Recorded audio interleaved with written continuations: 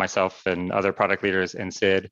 And I had been attempting to respond via Victor and Marcia, who are aware of some broader context going on in docs changes. And so I thought, Sid, you also asked that we just get everyone together to talk about what those broader changes are and make sure that we're improving the docs so that we, primarily, I think what we want to do is make sure that we're giving users a guide to how to navigate the changes that we've been making in how you can attach clusters. So with that, there's Sid, some content in there about the page has changed dramatically since you last reviewed it, I think 3 weeks ago. Maybe Marcia, you want to give an overview of some of those changes that have happened in the current state? Yep, happy to do it. Hey, Sid, good to see you. Good to see you too. And some context. I think my suggestions to improve the documentation go back more than 6 months, maybe a year, for not the current one in the agenda, but like it's been a while. Kenny, I'm not sure you have an overview, but I think for more than half a year, I've been focused on trying to improve it. And I feel that continually there's like, hey, we're refactoring this, but while we're waiting for the refactor, we're sending people off to like the wrong part. For many, many months, we've been sending people to the wrong things. Like the suggested thing you ended up with as a user was something that we know was deprecated, we know was barely functional, was not the future of GitLab. And we've been sending thousands and thousands of people to that.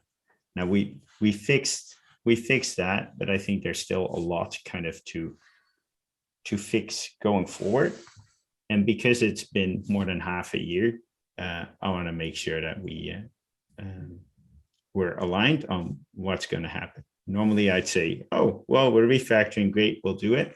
But in this case, because we've been sending thousands of people the wrong way, and it's been more than half a year, and there's more attention from me on it. And also I've invited Marshall, who can maybe help accelerate things. Okay, cool. Thanks, Sid. I am rather new to the topic. I think I moved to configure 4 or 5 months ago. So, it took me a while to ramp up through the area itself and the docs. But yeah, we are running 2 major refactors, one of the contents and one of the structure of the information we provide, and they're both going in parallel, so they're happening through iterations. Where we want to get is how we have the infrastructure, the IA set, so giving the user the whole perspective of what they can do and how they can do it. So that would be, can I share my screen quickly? Sure. Okay. Okay. So this is more or less where we want to get. So we don't need to do, like strictly this, but this is the organization of the documentation that we're thinking of. But this is not the only thing that we're going through now. Ask you a question about that. The deprecated way of connecting the cluster, that's not part of this, or is that still in here? It is there. It is there, but the main reason why which one? it is. Can you point it out? Yes. Here is deprecated.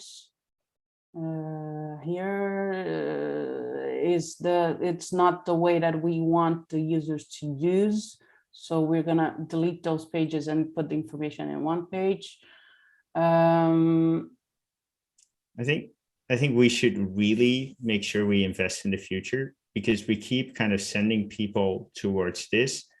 Anecdotally, it doesn't work. Like, we know it's not the future. It tends to not work for people. And we're setting them up in a way that we know we're going to deprecate in the future. So I think as we revise this.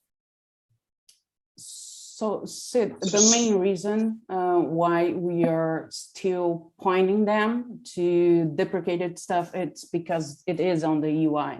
So if the user lands on the UI and explores the UI, they will see the deprecated methods instead of the new method, or together with the new method. So I cannot just, you know, like drop the whole bucket of the deprecated features, because just a part of them is deprecated, and the UI leads the user to use, you know, the features that we do not want to use.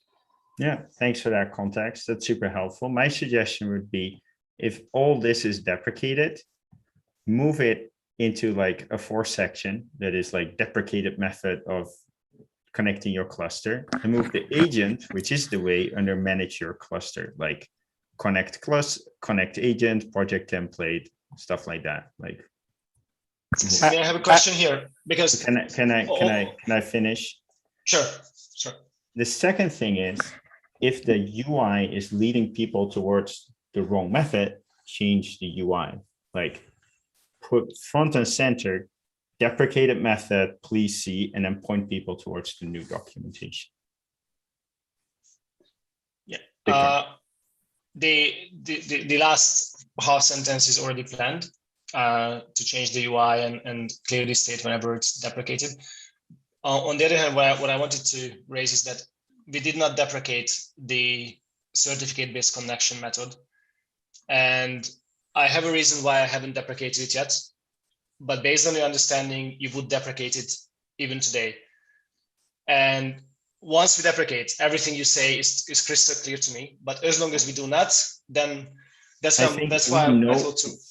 We know we're sorry. Go ahead. We know we're gonna deprecate it. Just like, don't send people towards something that you know you're gonna deprecate. It's like, what do you call it? Pre-deprecation state or something like that. Also, anecdotally, it doesn't work very well. So like, not only do you send people to a method that they'll later have to change, it's like theoretical, it does things that other things it can do. Anecdotally, it doesn't work really well, and we're not investing in it. Okay. And it would be even better to actually make the decision to deprecate it. I'm very much in favor of that, but I'm just going with the current deprecation status, which is not deprecated yet, but we know we're going to deprecate it. Okay, thank you. This is already clear enough for me as a direction, even around the docs, because that's why I was way more sensitive about moving those. Yeah, and in the UI, you can say, this is not a recommended method. Please see agent connect for the recommended method. This method will be deprecated in the future if that is the status.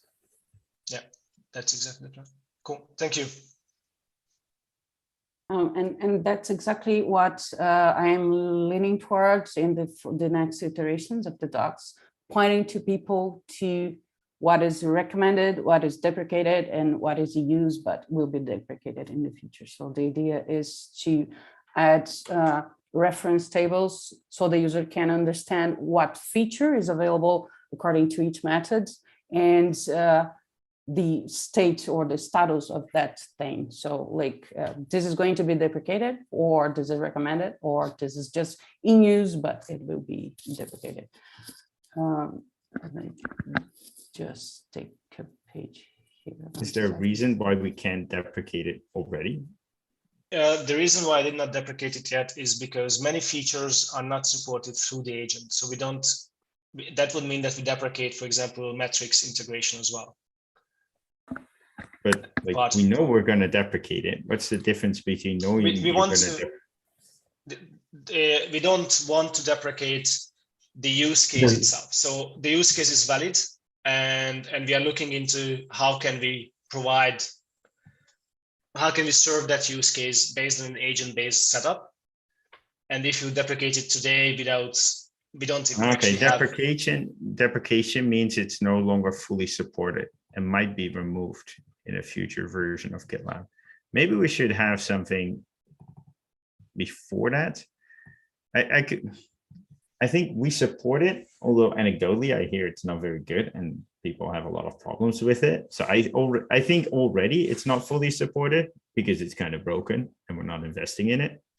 So then saying I'm not calling for the removal. I understand there's stuff in there that people need, and we can do right now, saying, as far as I know, anecdotally, you have more information. It's not fully supported, as in it's kind of broken, and it may be removed in the future version of GitLab. That's certainly the case. Yeah. Yeah, it would be great to have something that's essentially what we're saying is it's not the recommended approach, and we should have some way of saying it's not deprecated because we will support it for some period of time, but it is. I think there's a lack of support, as in it's not very good. Like there's people are Yeah. experiencing problems with it, and we're not intending to fix any of it. I think that in that sense, it's not fully supported. Yeah, I think when we say that, we mean that you can contact our support team and they will provide you support on it, and we would still do that for our users. We would still need documentation for it. But yeah, I think we're coming up that this, if we had another tier of this terminology, Okay. that would be really crisp. Okay, maybe we can have a disadvised feature, Yeah. maybe removed in a future feature, still supported, I like that. but maybe removed in a future version of GitLab. I like Can that I a lot. show you Disadvised. how I'm planning to do exactly that? Right? Is it even worth referring to these features as the same feature? The implementation and potentially even how everything is surfaced might completely change, right? Like what I refer to as pod logs or what I refer to as cluster cost management today with the certificate-based cluster integration may not be at all what any of that looks like when it's re-implemented in the agent, right? So is there even any risk in calling the cluster integration and everything that is proxied through the cluster integration deprecated, and it may be reimagined in the future with the agent? I think that would be a more honest approach and more clear to end users. This is definitely like an aspect of the documentation that I've always struggled with. Yeah, and Marshall, I like that because I think we are talking ourselves into 3 levels of like about to be deprecated, removal. And I think over time that becomes a complexity versus what you're proposing, which is just to separately call it out and just deprecate it. Because the way the docs are organized too, like I think this is sort of what Sid was saying, but I would almost go a step further and say like the Kubernetes agent should be a top level thing, and documentation related to any features should be under that, right? And then separately, we have the certificate-based cluster integration and all the features that we currently support under there, right? But I think even with the changes we're talking about making, it's still confusing because I can get linked from externally, right? I didn't necessarily navigate like through these pages the way I think we're thinking people might. If I get linked to the cluster cost management page, it's not clear to me whether this is an agent thing or a cluster integration thing, right? I think it might make sense to just fully nest all of the features under each type of integration. That's true. I ponderated doing that, but I chose to focus on the new stuff rather than organizing the old stuff. Should I think that again and do, the clear separation of both things? Well, I think in order to focus on the new stuff, like a lot of stuff doesn't work with the agent. So like none of it does. Yeah. Yeah, that's exactly the point. I think Marsha's information architecture is basically, if you stripped out the old stuff, like Sid was proposing, is essentially what you said, Marshall. It's put all the new stuff under one bucket. Just don't call it agent. Just say, this is our Kubernetes integration. If you're doing Kubernetes integration, you do it using the agent. exactly. Yeah. Okay, that makes sense. And the whole rest, all the stuff that doesn't work, we should remove from our like categories and everything else. Like if cost management doesn't work anymore, like let's start removing stuff. I do wonder about the support component of that though. And that's why I think the process today would be when we add, let's say pod logs using the agent or something else using the agent, it would be as a new feature. And then we could officially deprecate the old feature. No, I just worry about. You can deprecate them today. the whole problem is that we say we have to have a replacement before we deprecate stuff. Yeah. No, that's not. I don't know where that's coming from. It doesn't make. It's not user friendly. If we say, look, you need the agent, like we recommend the agent, but in order to do cluster cost management, you can do it with the agent. Remove that from our homepage. Don't tell people. Like we're not being customer. We need to be customer oriented. We don't have it for customers. Great. Like when we have it, when we add that functionality to the agent, great. We put it back, but we can't say like we have it, but we recommend you don't use it. I don't think that's coming. I don't think it's coming from a position of like, well, I want to preserve what we built and make sure we're like gung ho about it. I think it's coming more from a position that we have some users who are using it today. It's relatively low, and to your point, Sid, that's and it's a bad experience. But you can deprecate it. Like I don't say delete the doc pages from the earth and archive.org. Just saying, look, make sure that new users never land there. I'm not saying remove support. I just say don't advertise it. So it comes from a different reasoning. The reasoning is that simply marketing and sales value so this is, for example, the cluster cost management that you just mentioned is a separate product category.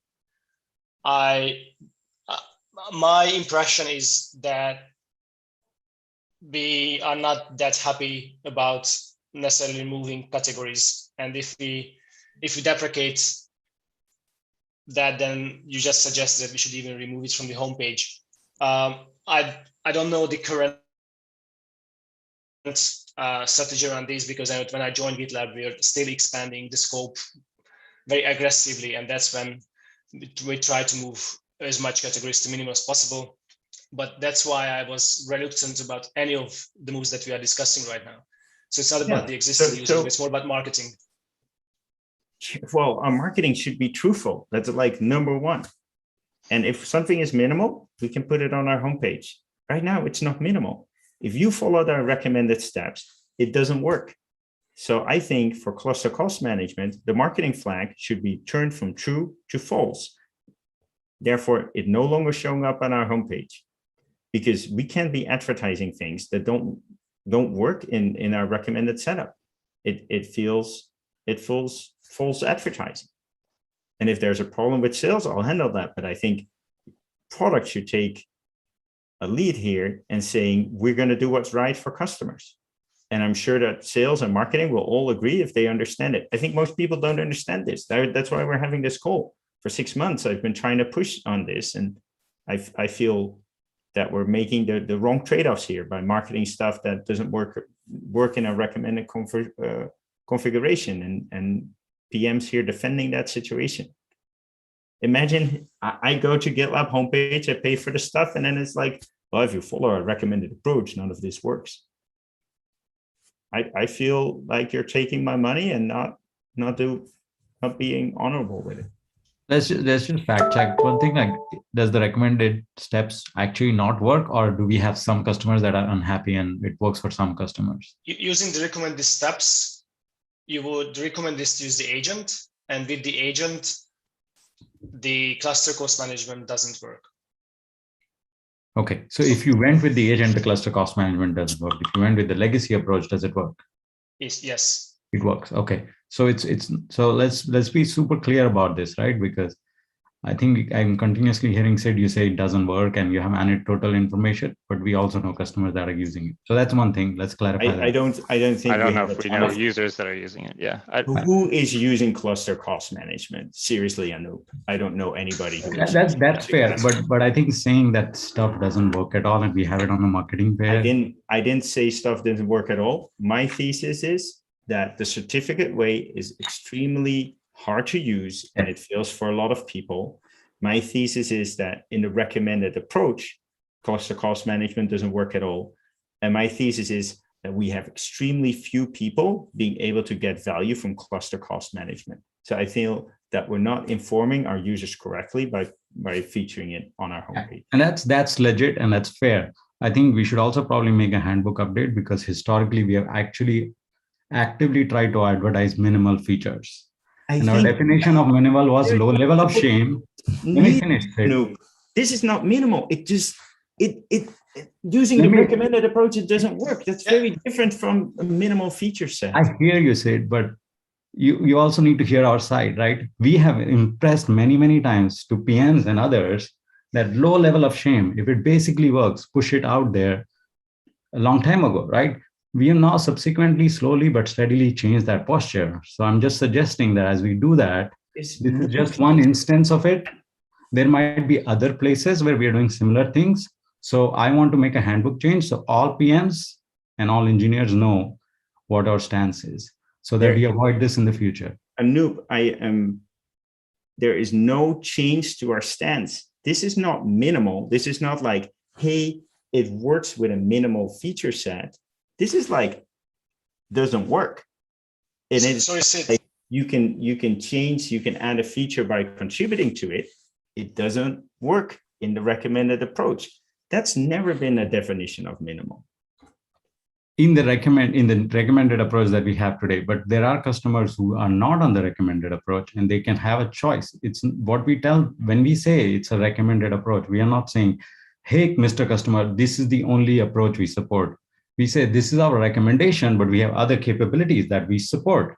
And in that other capability, it does work, right? So there is some subtlety here that I want to impress upon. It's not as black and white. It's not and black. We need to clarify it. I think between the three things, it's not a recommended approach. We know the certificate method is extremely hard to use. And we don't know of a single customer getting a benefit from cluster cost management. Taking those three things together and saying, well, it's minimal. I think that's a really bad understanding of minimal. Because if you look at that handbook at iteration, what it says under minimal is not like the docs are not there or like it's broken. It says the functionality is limited. That's something very different from like, it's a bad experience. And no matter what, it's simply saying that since some of us have different opinions and it's taken us 6 months to get to this, I'm sure other team members might have similar confusions. So I'm going to make some more clarification in the handbook. That's all I'm suggesting. I also think that like something can't be simultaneously deprecated and considered minimal, I don't think, right? And while the certificate-based cluster integration itself is not deprecated, it by all means should be, because all the functionality that leans into the certificate-based cluster integration is, right? Yeah. So it's only not deprecated in name. Mistake not to deprecate it. So I think that's the thing. Yeah. This whole idea that we want to deprecate it, but we haven't announced it, leads us into this confusing territory, and we shouldn't be doing that. If we want to deprecate it, we should just announce it ASAP. Our intention to deprecate it as soon as it's in our brains, so that everybody sees it, and then right things happen. And because we haven't done that, our docs keep being confusing. Yeah. The user experience is bad, and everything else. Well, I know that there's not even like good understanding on the engineering side whether we're going to support this or not, right? I think by coming out and deprecating it, we can encourage all engineers and all teams to build on top of the agent rather than building on top of the cluster integrator. I mean, there's so much code in like the API layer that can and should be removed by getting rid of the cluster. To customers that are using those features, and now in this case, we don't know the exact number of customers, but in other cases, when we do this, the earlier we give them the heads up, the better. Yeah. One thing, I do think that handbook update is warranted, but I actually think the disconnect was more between Victor and I, and me making sure that Victor understands that he's empowered to adjust the marketing, take away things that are marketing features, take away categories, downgrade categories, irrespective of how the marketing value, because we're the ones who get to define what part of our product we go market. So I think, Victor, I want to make sure that that's clear. We've downgraded categories in the past, and we should be comfortable downgrading categories and features when need be, when we think that's the appropriate place to guide. The really confusing was really this phasing all of it around the recommended approach, what I heard for the first time. Like, many of you know, I tried to deprecate a category, the serverless one, for 2 years. And I was pushed back a little bit more than a year ago, very clearly, that I shouldn't. So I don't know if other PMs have had similar experiences, But from these, I would highlight what Anup said, that PMs might have today the expectations that we shouldn't remove categories, because this was the approach 2 years ago, or even like a year and a half ago. But I understand what you say, and I truly like it, actually, Sid. So I 100% agree with this, that we should communicate very clearly, and I'm in favor of saying that, yeah, that the recommended approach doesn't work. So let's make it planned decluster across. So yeah, I will try to open the MRs around this probably this week. And yeah, thank you very much. Cool. And maybe we can just keep deprecated and state that deprecated, maybe it might be supported or might not be supported. Yeah, I remember the around the rules syntax, there was very clear in the docs that this is deprecated, removal is not planned. Right. And probably you can use the similar wording.